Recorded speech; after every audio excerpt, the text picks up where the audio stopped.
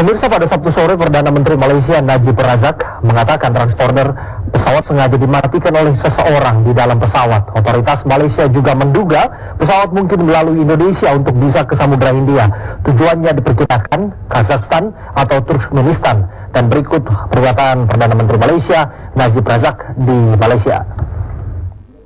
Near the border between Malaysia and Vietnamese.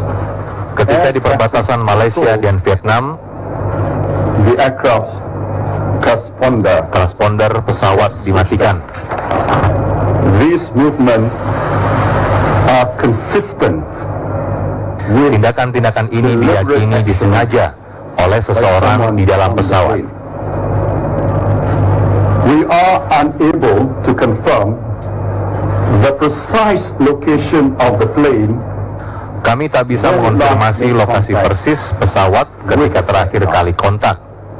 However, based on this new data, the aviation authorities of Malaysia and their Tapi international dari data terbaru ini, pemerintah Malaysia dan pihak internasional telah memastikan pesawat hilang kontak dengan satelit. Was in one of two possible corridors. Kemungkinan satu dari dua koridor.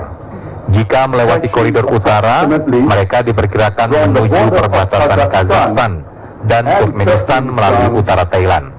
To northern Thailand. Or a southern corridor stretching approximately. Yang kedua, melewati koridor selatan dari Indonesia ke perairan selatan Samudra Hindia. Despite media reports that the plane was hijacked, I wish to be very Walau banyak media telah melaporkan pesawat dibajak, kami ingin kepastian. Karena itu kami masih menginvestigasi apa yang membuat MH370 menyimpang dari rutenya. flight path.